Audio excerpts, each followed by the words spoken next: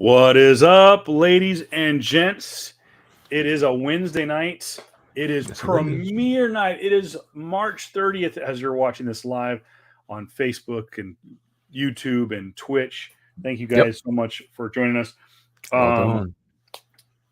what a night it has been. What a crazy week it has been. But we are here to talk about a new Disney Plus show that premiered tonight. And this is going to become a weekly tradition. Yep. And JR, I think we're going to be pretty busy on Wednesdays for the next, I'd Uh, say about 2 or 3 months. yeah, yeah. We got Moon Knight starting tonight. Obi. Yep. We have Obi-Wan starting in 2 months, Yep. and then Miss Marvel right after that, and possibly Andor shortly after. But we'll get into all that. First and Yeah. foremost, welcome to the show. It is PS Comics. I love you. I am no, I'm not first. The dude over there, the guy who invented the black tank top, he is JR Kambakungan, also not How y'all JR doing? Comics 42 on Instagram. He has links to his eBay account where he is Yep. slinging comics like he's crazy Eddie. I have been, yeah. Dude, okay, it's a comic book show. We're talking about Moon Knight comic book Yep. stuff tonight. Bro, what are you slinging? What is on the old eBay right now? What's on the Right now, I just sold what was it? What was the last thing I sold? I sold my last Venom, Venom number 3. First Person Null a while ago. I sold, I think, actually, I have my phone right here.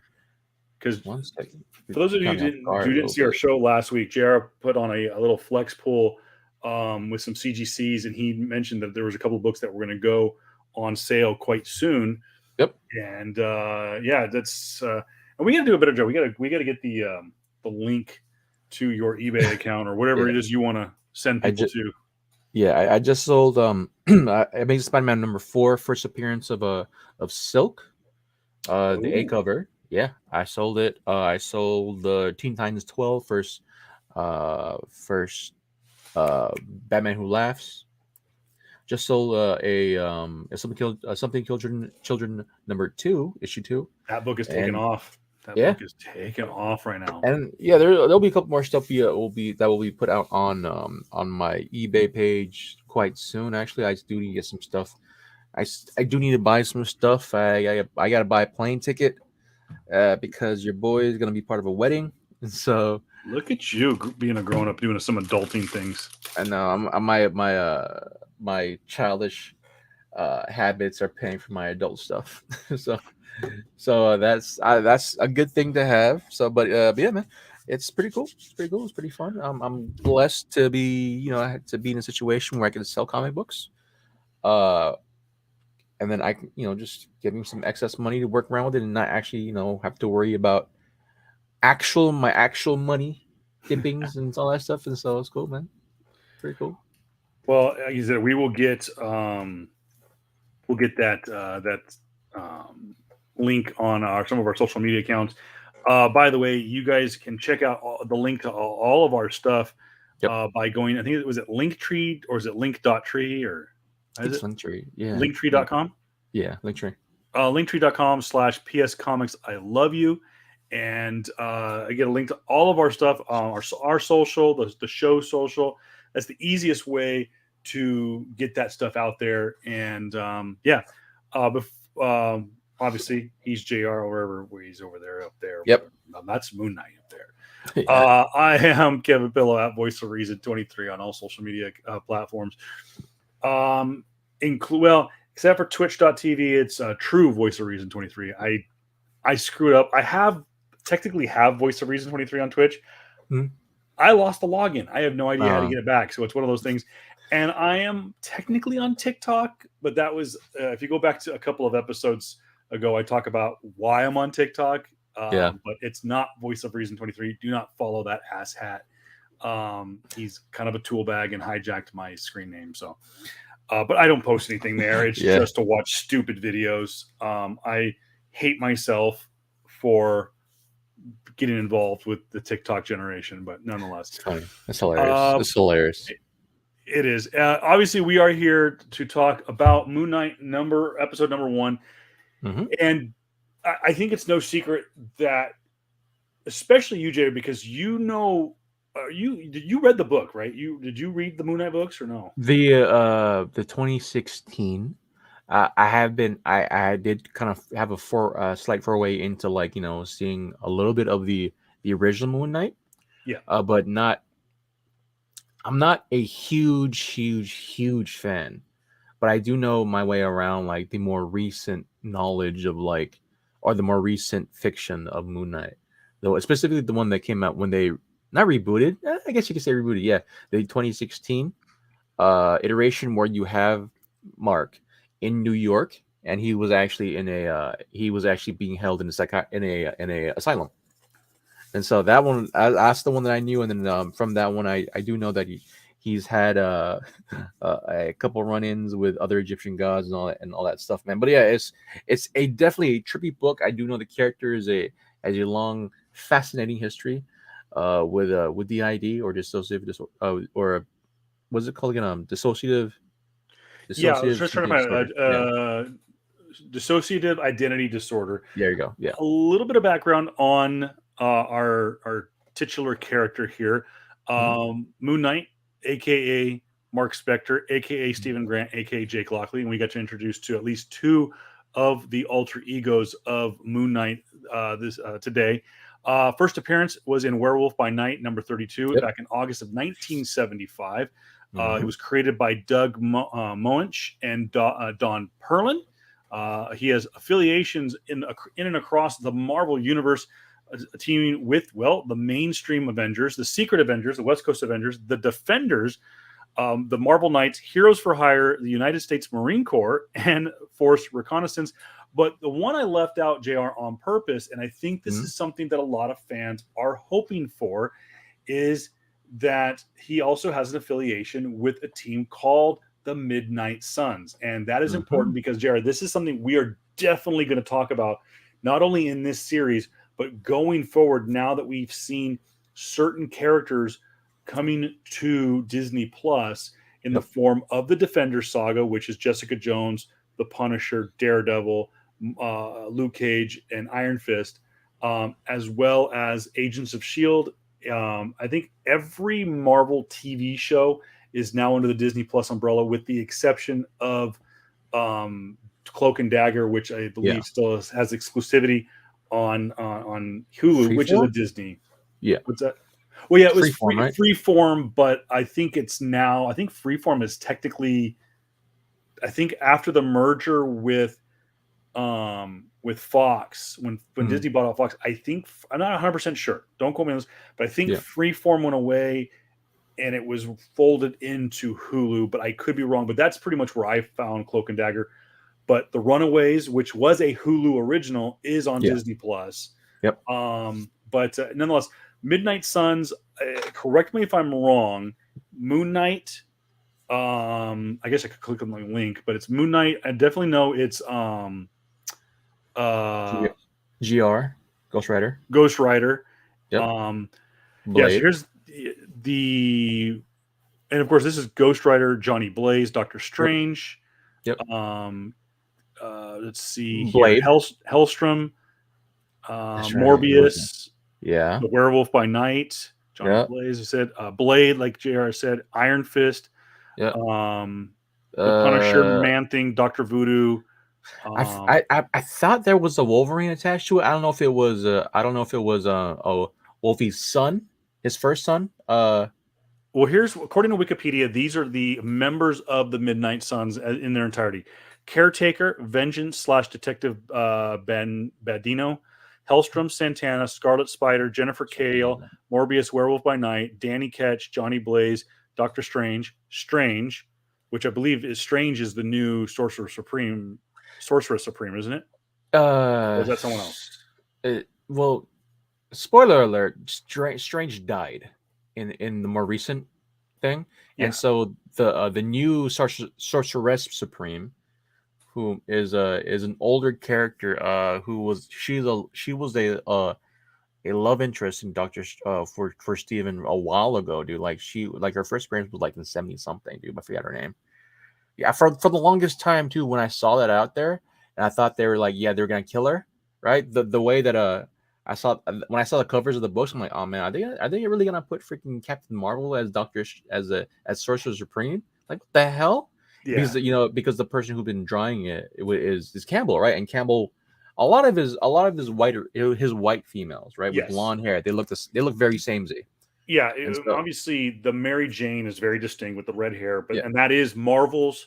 For those who yeah, don't know, too, just we're chasing a rabbit here, but we're going to go on the Campbell run just for a second because yeah, Jared's right. If you do look at Strange #1, which is the Campbell cover, it looks like his take, especially his most recent take on Captain Marvel, yeah.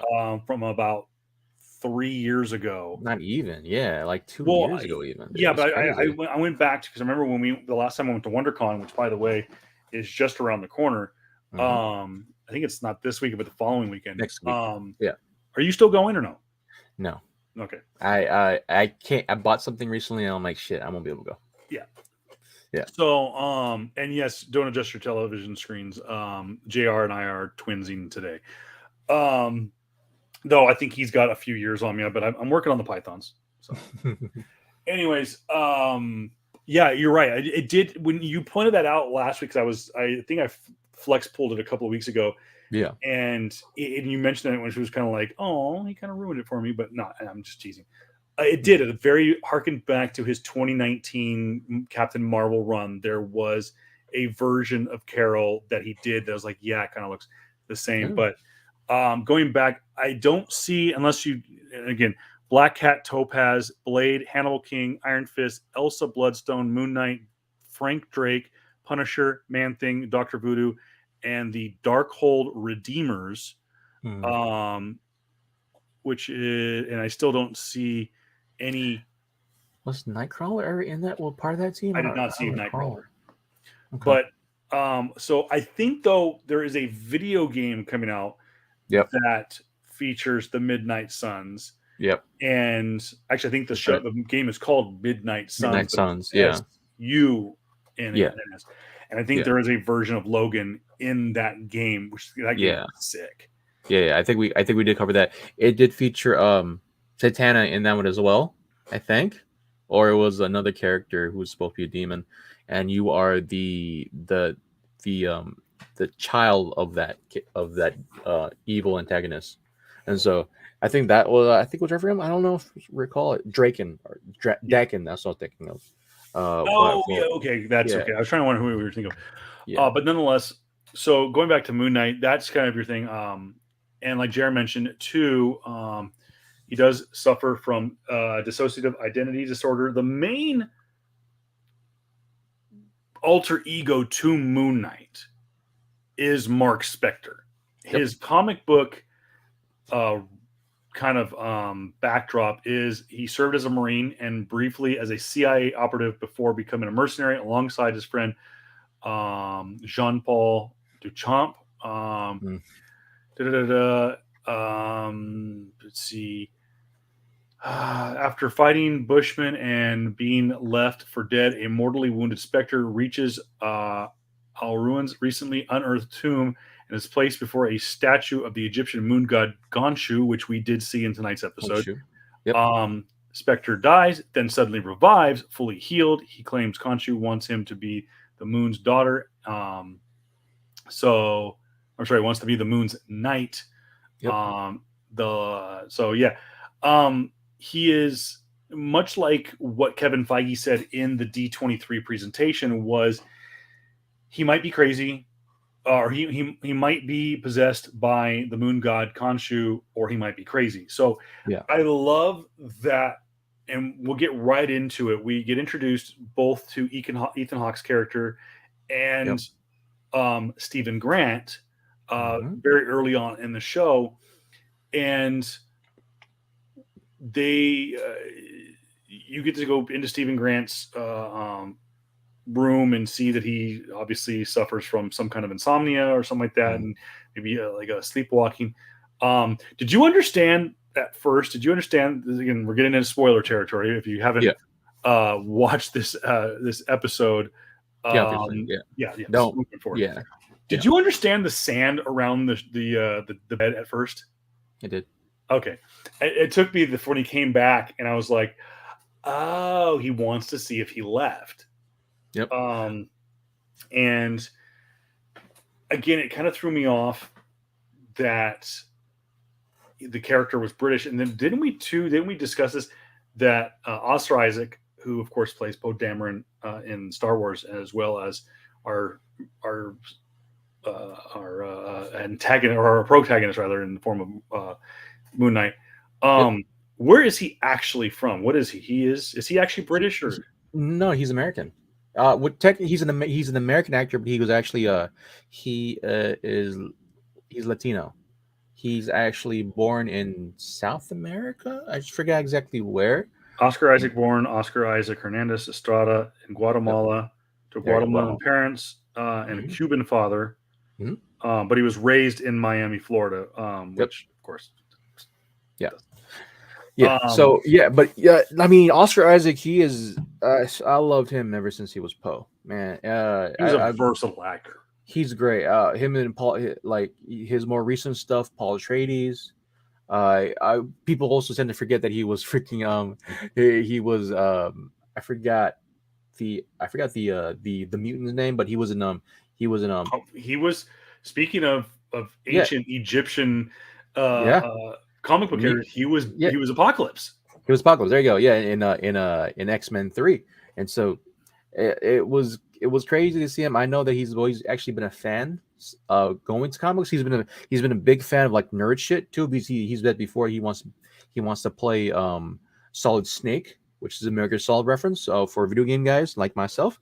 And so I've been a fan of him, dude, since he said that, since like his first iterations coming through, man. But yeah, uh he's been great. He's definitely a method actor type of thing. Oh yeah, and He that's why I think he he's likes great. playing these weirder characters, these off the cuff, not spandex wearing Yeah. true superheroes. And people don't realize that. And people, like, they compare Moon Knight to Batman, which I kind of get Yeah. per se, but Moon Knight is really a unique character because, yes, is he a vigilante, much like um Wade Wilson is and whatnot. Yeah. And yes, does he do most of his fighting at night? Yeah. Yes, does he have quote unquote multiple personalities? I mean, but most superheroes do. They have an alter Yeah. ego and they have their super. So I know everyone wants to compare Moon Knight to the Dark Knight, and No, I which guess is I kind of get it, but it's he's no. he's closer to Owlman more than anything else than actually Batman, in the sense of like just like he's ruthless. He's completely Mm-hmm. freaking ruthless, man. And so it's he's more actually Owlman than anything else, right? A good version of Owlman, which isn't Batman. There's a huge distinct difference in that.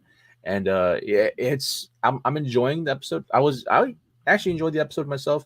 Like the small tidbits of like, mannerisms and just his accent, his Cockney accent is really freaking great, Oh man. yeah. Like he got me like, yeah, for quite a bit. You're like, damn, is he really British? It, I it was like, throwing me off because we don't yeah, see that at all with Poe, and we definitely don't see that with Apocalypse. Of course, his two big roles. Obviously, don't get me wrong, Oscar Isaac is mm, a well-rounded actor who has done more than just those two, these yeah, three roles. But yeah, um, yeah, Oscar is just it's he's great, he's great. so Yeah, so just him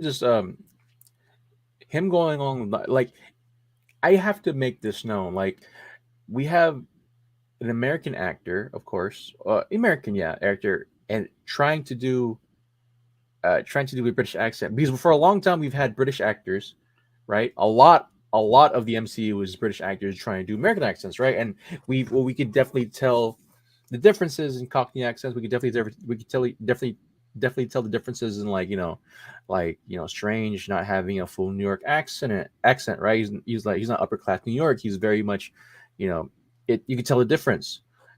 Here, man, he sounds like he's Cockney. oh, 100%. absolutely. As soon as you said that, I was like, that's what it is. Yeah. He Um, just sounds like he's not trying to hide like he's a hybrid, like, because his personality suits the accent type of thing, which is different because like when you see other characters, like as much as I got love for Tom Holland, right? He doesn't strike me as a New York. He doesn't strike me as a kid from the Bronx type of stuff, right? Specifically the accent. Um, as much as I got love for Benedict Cumberbatch, again, man, his Upper New York doesn't really sound there. So this is one of those things. Like, damn, man, he either got a really great acting coach, or he really got a great accent coach, speaking coach, or like he just really that natural per se, man. Because we've for quite a while now we've had a lot of like British actors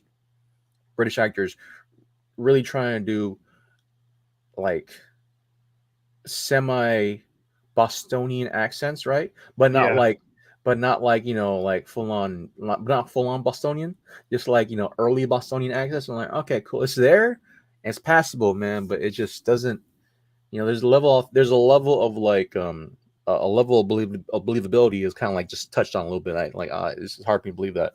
But this one, like, dude, I thought he was from England. Yeah, I really, he really kind of likes to kind of hand it in. yeah, And I just said until JR mentioned that right there, and it just went to me, which is like, oh, he did a British accent, but no, it's more specific. That is a very much yeah. as JR put it, a Cockney accent, which I know that typically is more associated with Scottish, or no, No, or is it no? no. It's like it's not Scottish per se, but it's similar to like a New York accent, like a very harsh, get out of here type of accent, right? Very Brooklyn kind Yeah, of. what the fuck you doing here type of shit, right? And so it's very much that, but his version of Cockney is very shy, very laid back. But he's the certain euphemisms are saying you're taking a piss, someone's having a laugh, all like bruv. I mean, those are of course very common, common euphemisms now for London accents or for London speech, man. But yeah, overall, he fit the role. Oh yeah, Um, definitely fit the role, man. It was interesting seeing uh the initial first scene of him trying to like get out of him just tracing his steps and like did he sleepwalk or did he do whatever he does his usual nightly like routines before. It was interesting. It reminded me of I forget which movie it was, man, but like it reminded me of like what was oh it? yeah, dadgummit, I know what you got, the original Yeah, Christopher Nolan movie. yeah. I Um, just forgot what was it called. Uh where he loses his memory every single freaking day. yeah, and he Uh, has to he had Trace like back. writes it and he wrote some write it Yeah, down. Memento. There you go, Memento. kind of Yeah, thing. so it just reminded me of Memento. I'm like, oh, he's just really just trying to trace back everything else, and so that was freaking cool. I like, Which, by the okay, cool, way, dude. I've only seen part. I never got to finish it. It was one of those like movies I got when I was in college. But Yeah, for what I watched of it, if I can recommend a movie it's for good. you to go watch, is It's Memento. really This good. is Christopher Nolan before he was Christopher Nolan, like Hmm. doing Dark Knight and doing Interstellar Yeah, and stuff like that.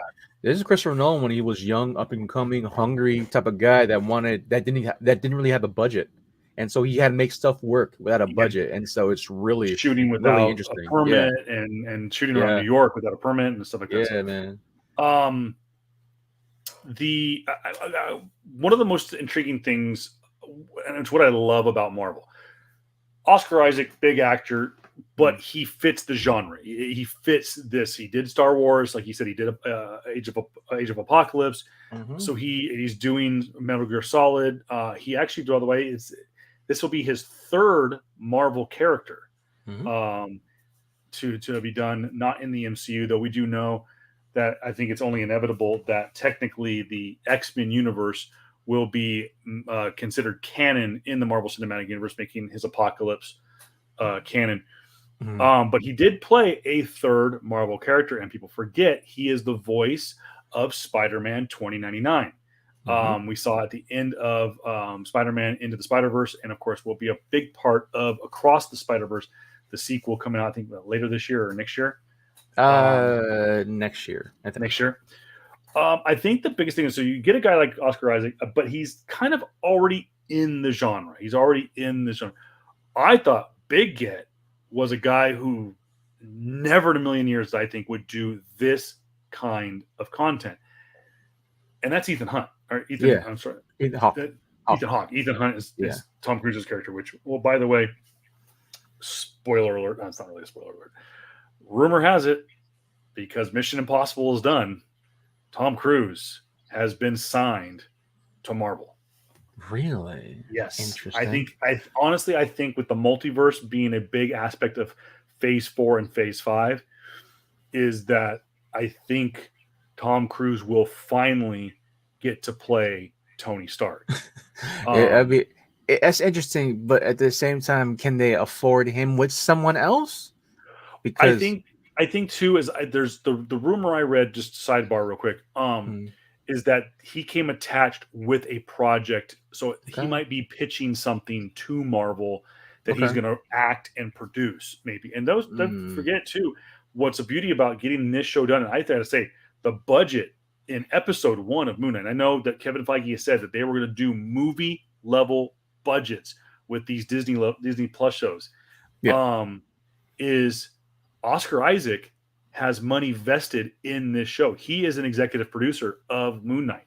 And I did not know that. So you're seeing a lot of these actors now getting involved. We know that Jon Favreau, who is an actor, but he's also a director and he's also a producer. He produced all the Iron Man movies, and he also co-produced Avengers Infinity War and Endgame. So you have actors and other creators that are getting involved and saying, like, listen, I want to be involved with Marvel beyond my face being on a screen. I'm invested in this. It's like buying stock. Yeah. So that's why I was like, you're right. I forgot that he was going to be in Metal Gear Solid. Yep. He's playing the lead, right? Well, here's the thing. Like his name has been put out there right now. He's been wanting to play because he was asked a question if he was ever wanting to do a video game movie. He's like, yeah, Metal Gear Solid. And so he has been said before that he wants to play Solid Snake, which is the main character of the recent trilogies, I guess, right? But Konami, and I forget who they're gonna try to do. They're trying to like see if they can get it actually done. He is attached, I think, in the server. He is attached. It is in pre-production. Okay. He is attached, and he is, as of right now, Solid Snake. Okay.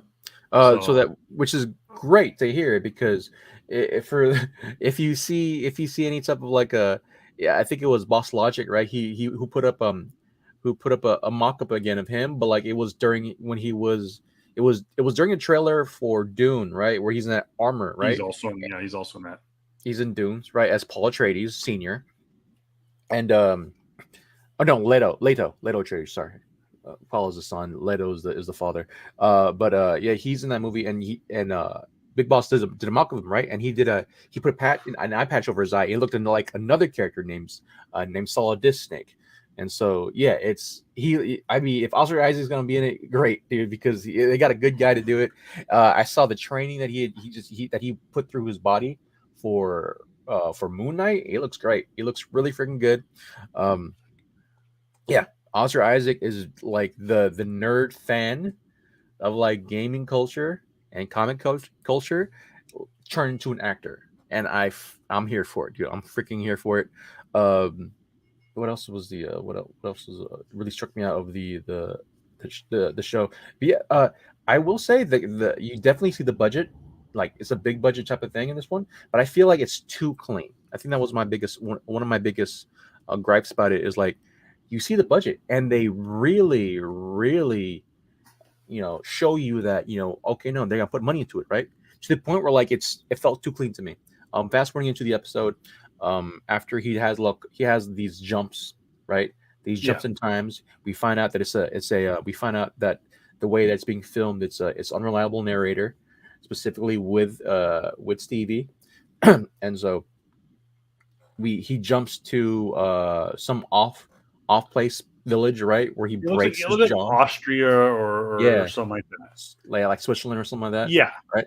And just some of the CG there during that scene felt too clean. It felt too clean, and it felt like it was way too touched up. If you see that, if you catch that notion, especially with the logs that come rolling down the hill, and like as well as the what else? what else? Oh, when he comes back to London, right? Or no, the the overall effect of Khonshu there again, Yeah, Khonshu, the Egyptian god, right? At night, amazing. It looks great. It felt very much like a horror film in a certain sense, right? With little jump scares. It was really good, really yeah. My tense. son is not watching this show. Yeah, it's really really good in that This sense. put no language, Yeah, no nudity. The jump scare horror the dread. factor Yeah, the overall dread for like is pushes that PG-13 envelope. yeah, which is great. Yes. But when you see Khonshu, in the morning, yeah, it would light out, right? You see, like, okay, he's okay. They got to work. They got to work out some parts here, But right? there was only Because like I think there was only two moments in the episode that you saw Khonshu during the day. They mainly tried to keep possibly, him in the dark, which, yeah, like you said, it punches home the the freakiness of the character yeah, and what he means and the connection to Mark and to Moon Knight. yeah, man, it's great. Also, just like the director, I forgot his name, man, but he's an awesome freaking director. Yeah, He's looked like a great catch for Marvel again, man, for what they're doing. yeah. But It should be the pointed out too before I forget. JR, I think I sent you this link what? over the week was that the director and I believe the writing crew for um for Moon Knight is developing a Nova show. Oh, that's right. That's right. That's right. That's right. Yeah. Nova, aka was it not Richard Reed, not Reed Yeah. Richards, Richard Reed, right? Yeah. And possibly the kid. What's the kid's version? I forgot his From name. Champions. Anyways, Yeah. yes, it's been in the trades that Disney is developing a Nova show. They have not Yeah. announced it. Nothing is in production, so don't jump to conclusions. Mhm. But it has been said that the the crew that is working on that's going to work on Nova is the director, at least this director from episode one, Yeah. and possibly the writing crew. Nova's he's an interesting character. I really like Yeah. the Alexander. What's his name? I can't think of his name now. But anyways, the Okay. younger version that's in the Champions is Yeah. he's a little shit, but he's Yeah. Well, he's supposed to be. Yeah. So which is good because like that's uh the Nova character in the Champions and the younger Nova basically is I think he's Latin American, and so hopefully they do that correctly. yeah. Hopefully they actually do it correctly, and so that's be great. But going back to the tidbit with this director here, I'm Yes. liking the effect of like when he passes out per se, and the jump forward a little bit type of thing where you have the initial thought of like okay maybe maybe this guy Stevie is the main character, right? Like who is he? He hear voices in his head, right? Maybe he's our main character per se, and you see these crazy jump stops where like he's in moments of duress, right? And then he just goes back, he passes out, goes back to consciousness, and like everyone around him is fucking dead, right? He's in a cupcake van, right? But with a gun pointed to his head, he passes out, wakes back up, the gun's in his head, and the guy behind him is has a bullet through his head. I'm like, just small tidbits like that is great. Is freaking amazing, man. So the director for this, or just overall writing team, and whoever blocked this out is fucking amazing, man. I one thing I will say is that there's a lot of great hits with the Disney Plus shows, man. When it comes to blocking, when it comes to pacing, when it comes to like this type of stuff, man. And so they've been really on it. What I will say is, it did kind of drag on. It was the first episode was slow because like it was supposed to be slow. Yeah, setting Right? up everything. It's supposed to be slow. Yeah, and so this whole intrigue of like this whole intrigue of like who is actually in control, right? Who is actually the main? Who's the main personality when he goes on his date with the girl who was with He the woman stood who up, actually. yeah stood up per se, and then like just all these other habits involved, man. It was great. It was a great obvious scenario and like or a great the scene to see out, and that ultimately he gets on call with a character that will not be said yet, and she is actually attached to the comic book series itself, and so we will not name her yet, even though you see her name on there. Yeah. But yeah, and just the whole scene with like the whole scene of him, the lights flickering. Oh, the great thing, I was glad that they did the whole thing of like you're looking in the mirror and the mirror looks back at you type of stuff, I right? love that. I I know it's love when they do those tropes, man. I love when they do that. I know it's an old trope, but I Yeah, like it. yeah, It's perfect for this show. yeah. Which is I'm hoping they continue to have type of stuff, right? Like I was hoping more of that nuance where like when you see Stevie look away, you see Mark still looking straight at Stevie type of stuff, right? Yeah. Like I was hoping for more of that stuff. Like it was pulling out like freaking 13 Ghost or like old school horror movies type of stuff where like where your image is constantly looking at you even though you've looked away type of stuff. And so it's great that they have that. I'm hoping they really do continue bits and pieces of something like that when his other personages come in. I will say, and I'm just speaking back to you. I do feel like most likely the other voice in his head was Mr. Moon Knight. I think so too. So there is kind of fast forwarding, and again, I'll throw it up there for those of you who are watching this episode. Spoiler alert: towards the end of the episode, we see Stephen Grant chased through the London Natural History Museum, Mhm. and he's being chased by a what did my wife call it? Not a goblin, or it was like a not a werewolf, but something. Anubis? It was what's that? Yeah, like It was an some kind Anubis. of Yeah, creature, yeah. mythological creature, and it chases him into the bathroom, and he slams this door shut and locks himself in the bathroom, and he starts to hear this voice, and what we find out is he looks around, and then that trope that JR mentioned, he looks in the mirror and sees himself talking back to him, and he doesn't understand, and it's Mark Spector, or at least it's Yep. assumed that it's Mark Spector. He's basically give up control, Mm. and I liked that aspect, and I liked how they used that to introduce the Yeah, character, the different character, because they are the same, and yeah. people are going like, I've had friends of mine ask leading up to this. They're like, "Okay, well, explain to me what Moon Knight is." And I said, "I've never read the books, but I've read the Wikipedia entry. He has this disorder.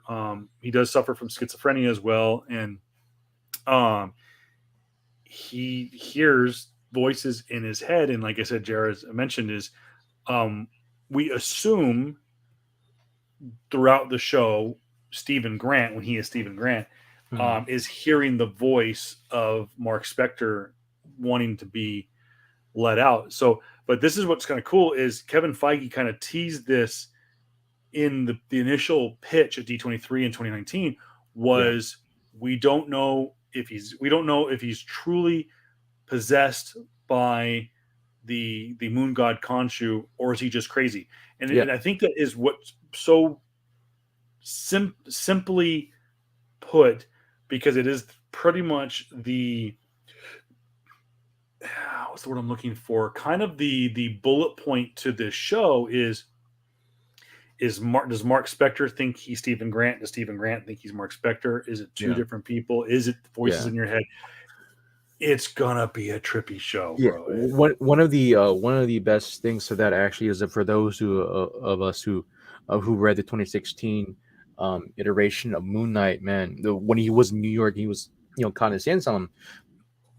You have this character, right, that was given meds to say, hey, no, you're here for schizophrenia, you're here for for your multiple disorders, right? And he's like, no, I'm a superhero type of stuff, right? Yeah, He's in an insane asylum, like, yeah, sure, whatever, right? And the only way for him to actually be quote unquote sane is that when he has the mask Moon Knight on him. And so he uh there's a pivotal part, I forgot which issue, actually I think it was still in issue 1, where he's pacing throughout the asylum, right? He gets the Moon Knight mask, he puts it on, and he sees that all of the stewards there are actually like they have like alligator heads. And like everybody there is crazy. He goes outside of the asylum, right? And before when he went outside, right, he sees New York. He saw New York. He saw the building. He saw the tower. He saw Billionaires Row. He saw everybody. He saw everything. The second he put his mask on, though, in middle of the day, he was outside, and that everything is pitch black, dark night, and then you have the crescent moon hanging over the head, and above the Empire State Building, and the whole city is filled with sand, pyramids everywhere, and like I think that was the route that they're going with Kevin Feige specifically is like, is he really crazy, right? Because like you have it's the whole conversation of like this guy thinks he's a superhero, but like he just needs help type of stuff, and so I'm glad they're going this route. I'm really glad they're going this route. Yeah, and by the way, take a look for those of you who are collectors. As we kind of put a bow on this, I want to get some of the and I think, guys, too, we're going to keep this kind of tight, like we did with Hawkeye, or was it Hawkeye? No, well, Hawkeye and with Falcon, or I'm sorry, with Boba Fett, is kind of just not breaking it down, but giving our opinion on stuff, our favorite parts. I do want to put this out there, a little collector corner. So a cheap plug for any of our local comic book stores. By the way, guys, I want to point this out there is when we do our flex pool, we're going to do a better job at whatever we present on our flex pool. We're going to start posting that on our social media accounts. We encourage you guys, especially on Facebook and Instagram. I'm sorry, Facebook and Twitter, is reply back to our flex pool posts with your flex pool and tag your comic book store, and we'll give them a cheap plug. Because we have guys listening all over the country, all over the world, as this show continues to grow. So yeah, we of course give our cheap plug out to Comic Asylum. Frosty my mug today. Of course, Desert Oasis and Interstellar. Yep. Here are some of the books to keep your eye out if you don't already have them. Secret Avengers number 19. That is coming from the Warren Ellis and John Cassaday run from January from 2012. I imagine that's probably 2011, 2012. That is the first appearance of Mr. Knight. Moon Knight number 2. This is from 1985. First appearance of Dr. Arthur Harrow. Also, I believe, is the only appearance of Dr. Arthur Harrow, which is Ethan Hawke's character in the show, which my wife goes, wow, he did not age well. And I'm like, no, I think that's just the character. It's a little also, it's also a little rough in real life too. Yeah, but and the character that he's playing, right? He's like a better term, he's a ginger. He red hair, red everything, right? And the character that he's supposed to display, he suffers from trigeminal myalgia, where like the left side of his face or the right side of his face is fully numb, and so it's drooping, right? Like he has Bell's palsy or had a stroke. This is Ethan Hawke or the character? Ethan Hawke character. Oh, okay. And so that's how he's supposed to really look like. They switched it up, made him look like a cult leader, which is fine. And so, JR mentioned the aforementioned 2016 run of Moon Knight, which was featured Jeff Lemire and Greg Smallwood on writing and artwork, respectively. He started in June of 2016. Moon Knight number 1 features the first appearance of Dr. Emmett, the psychiatrist who treats Mark Spector. Moon Knight number 194. This is a legacy cover, by the way, of Moon Knight. This came out in April of 2018. 18. Okay. Origin of Moon Knight, specifically a traumatic event from his childhood that triggered the dissociative identity disorder. First appearance of Uncle Ernest, a Nazi soldier living under the identity of a rabbi. I don't know if that character will be making his appearance in the show, but I do believe that it's only inevitable that we're going to get some kind of background as to how Mark Spector becomes possessed by the moon, or by the moon god Khonshu. Also, in your key books from 2014, Moon Knight issue number 1. This is from the Warren Ellis, Declan Shalvey run.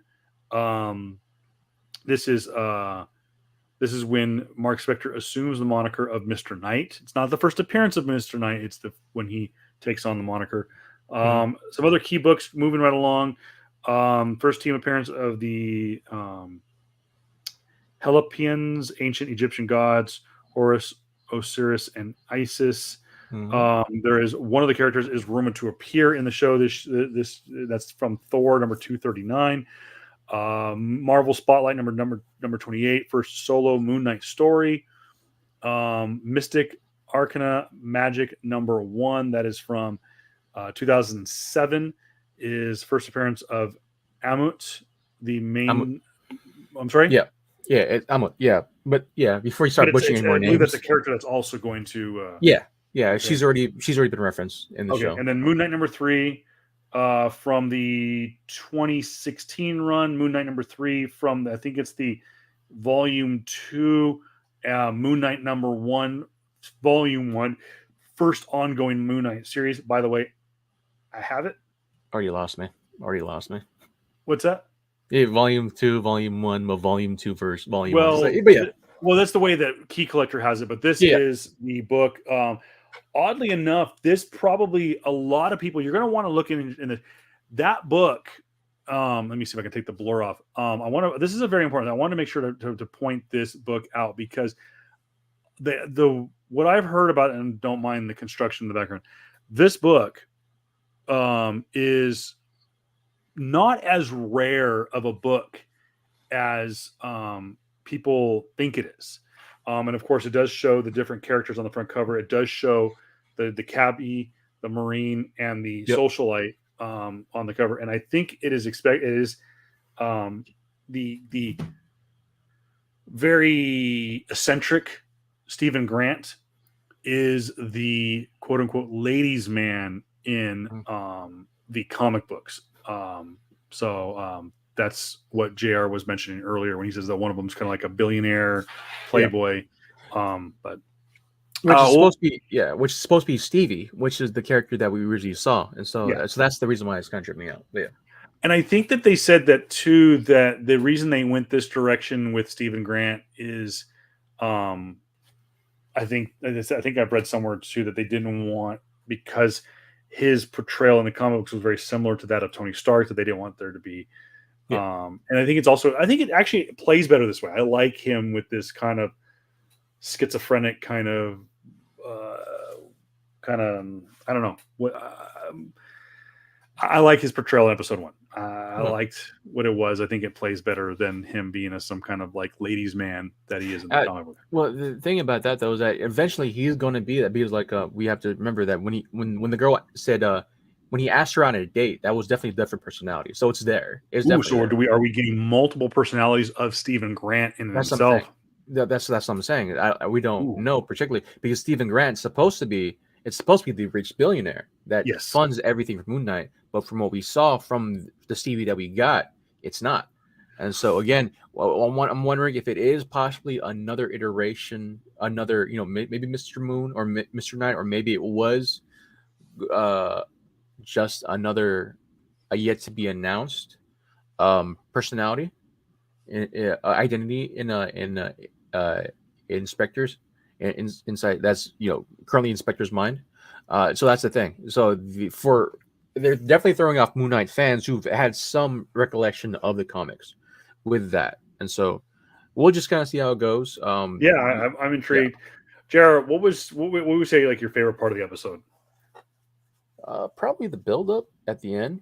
There's the whole thing of the one thing that Marvel really knows how to do well now is like when the payoff is really good type of stuff. And so just seeing the suit, seeing a level of tenacity and a level of like ferocity when the suit came out, and just him just punching the shit out of the I forgot what they're called, Warlock or whatever. It's not. It's like it's.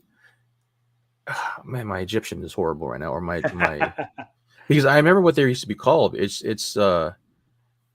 basically they have human bodies, but then the face is either an alligator, or the skull is either an alligator or a dog. Oh, that's right. We didn't get a very good close up, but Jeremy does point out it is have more of a snout, and we do know that there was a lot of tease that in the Moon Knight series, there is a lot of references to the alligator god or whatever it was. You'll see, yeah, you'll see it a lot in Egyptian mythology, where you have those who serve these gods. Well, like, yeah, they're gonna either look like that, because like Osiris is supposed to be, Osiris is a human body but an owl for a head, right? Yeah. Or Horus actually. And um the Egyptian cat god, I forgot his name too. It's the same thing. Like a lot of the figures have like human bodies, but like animals for the head. And so we'll see a lot of that. Hopefully, when the series, man. Overall, though, it was great. What was your favorite part of the thing? I'm the same way. I like the build up to it. I didn't expect to see the suit in the first episode, but it was a good build up. It shows really and truly um, the violent side of Moon Knight, who can be a very dark character. And that was the concern that I had about Disney producing this show. And my concern, if they were ever going to take a stab at doing Johnny Blaze or doing Frank Castle again, but them putting the Punisher on Disney Plus with some parental locks is showing some good signs. And that scene where, I mean, they don't necessarily see a lot of blood splatter like you would in the Punisher or Daredevil, but they're trying. They're pushing the limits. And I mean, we did see the shootout on the Alps or whatever that was, that freeway chase scene. So yeah, we get to see some blood, which was again kind of unusual for these Disney Plus shows. But no, I'm intrigued. I will say this, that when the lineup was announced in 2019, we got all the shows announced. I still think that, to me, I was hyped the most probably about What If. I don't know why. What If just had me hyped. They were doing an animated series. I like the actor who was playing Uatu, but really and truly, the two shows that I was like, oh, it really intrigued me and had me going, I can't wait to consume that, was WandaVision and Moon Knight. WandaVision, because it had never been done before. We'd seen Falcon and the Winter Soldier, so we kind of know what to expect. We'd seen Loki. Now we've seen Wanda Maximoff and the Vision. We just didn't know what to expect. Were we going to see the Vision family? Were we going to see aspects of the Vision? Were we going to see aspects of House of M? I was intrigued. This character done right. If you just read the Wikipedia on Moon Knight and Mark Spector and read this and go like, how the hell are you going to turn this into a TV show? Let alone even a movie. And again, thank you, Disney, for not making Moon Knight into a movie, because I don't think they could do this character justice by throwing them onto the silver screen. This is perfect. And again, the production, so good. That's one thing. Having it being Oscar week, and we talk about cinematography and the amazingness that was Dune from a cinematography standpoint, and just some of the movies that came out were amazing. I was really impressed with some of the early cinematography in this show, and like I said, and the direction. So I liked it. I agree with JR on some of the. I don't want it to be a overall Marvel suck fest. There were some moments, and that was the CG, but it's a TV show on a movie budget, but it's really kind of a TV budget. I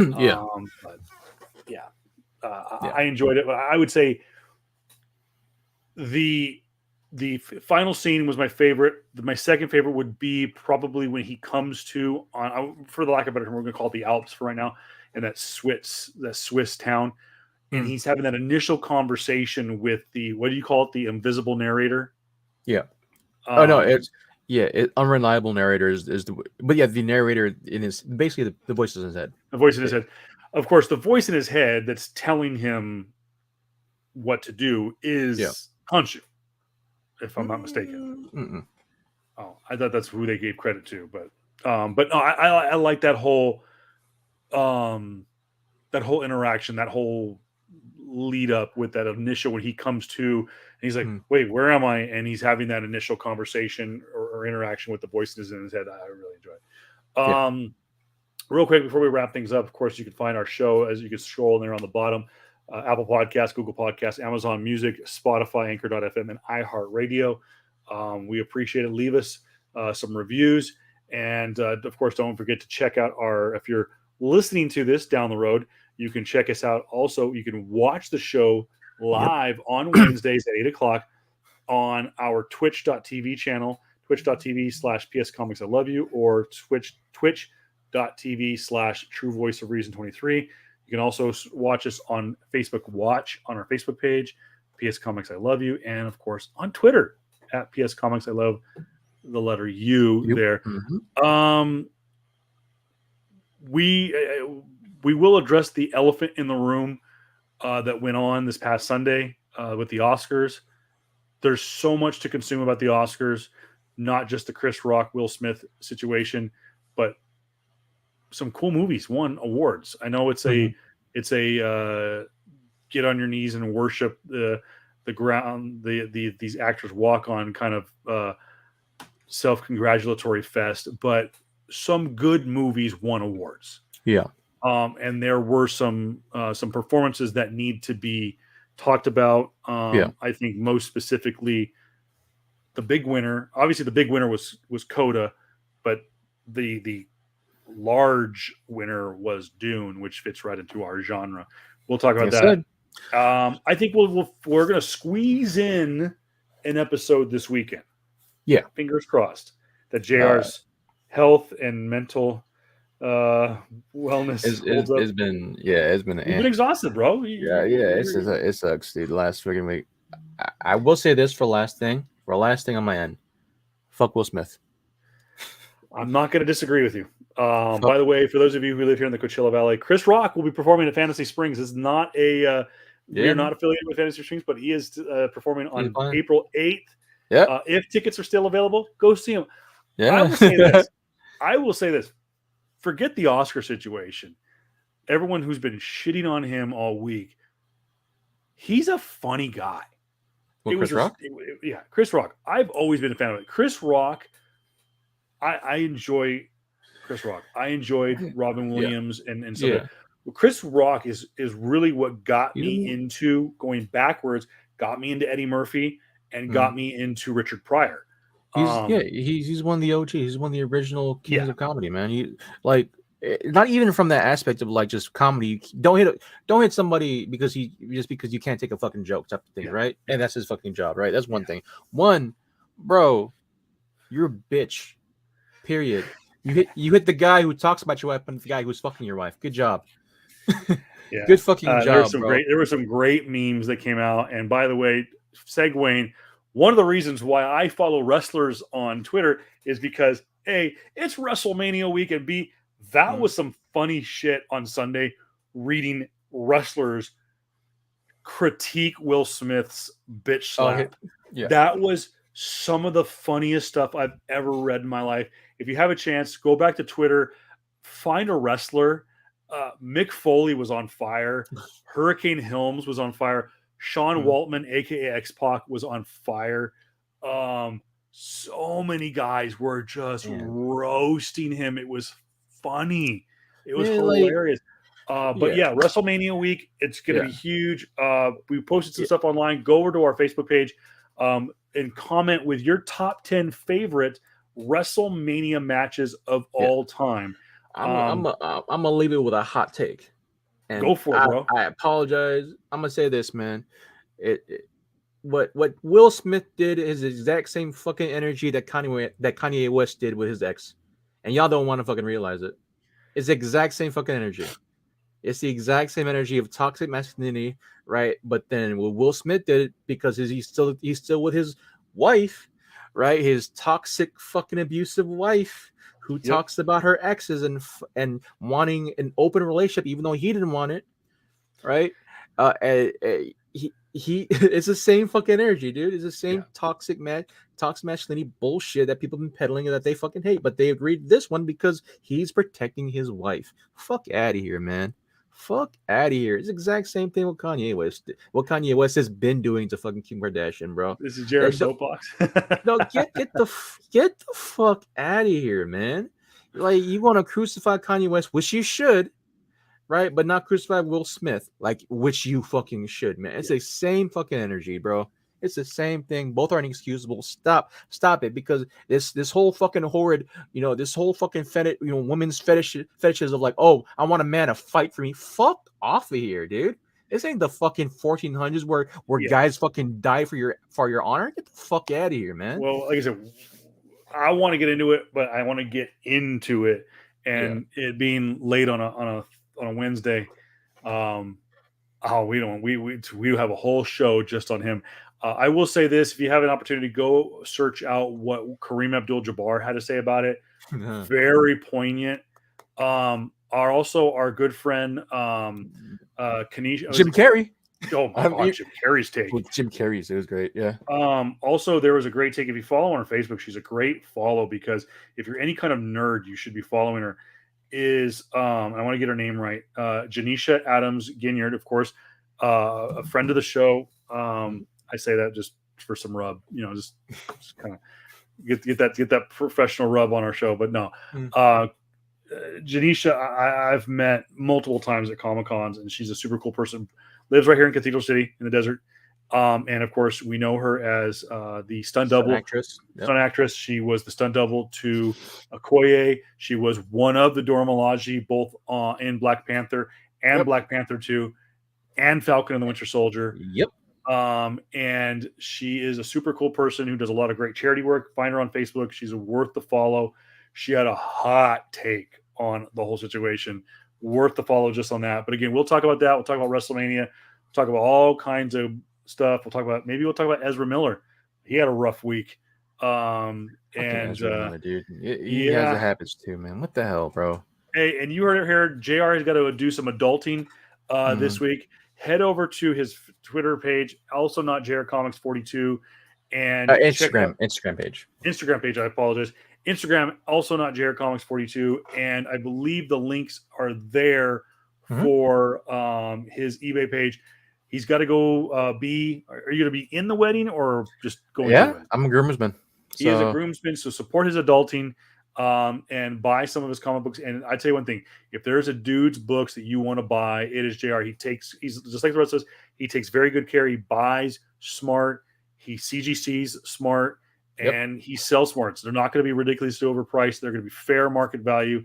And like we've talked about on the show for the last 2 years, is it's all about fair market value. And we're not about trying to like, oh yeah, dude, hey, no, $3,000. No, it's like if it's what the market's going for, yeah. I will say that that I had that Amazing Spider-Man first silk that I sold, the first one, the first cover A, 9.8. It was averaging about $400 to $500, about $450, right? I think I sold for $350. So there you go. Not bad. You can get some deals, guys. Check it out. And like I said, I am sticking with my my pledge. I will not post any new comic books on my Instagram page, which is at Voice of Reason 23, until CGC lets my comic book go. I am still waiting for my Amazing Spider-Man number 129, first appearance of the Punisher. And I have a feeling that book, oh my gosh, is going to go through the roof with the talks that with now Punisher being added to Disney Plus, and that there's a possibility that not only Tom Bernthal, John Bernthal's version of Punisher, but just the Punisher being possibly introduced in the Marvel Cinematic Universe. That book is going to be massive. Yeah. So thank you guys. Don't forget, I believe Morbius is this weekend. We might talk about it. We might not, because I don't think I'm going to go see it. I still have not seen the Batman. I do want to see it. It is hitting HBO Max, I think, in a couple of weeks. I will see it then. I'm avoiding all those videos that have shown up on YouTube as of the last week or so. So again, he is Jared Kombakungan. I am Kevin Pill. Thank you so much, guys. Enjoy.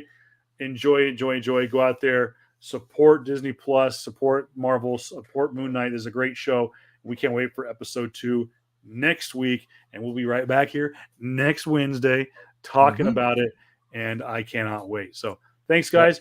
Have a great night, and we will see you very, very soon. Peace. Peace.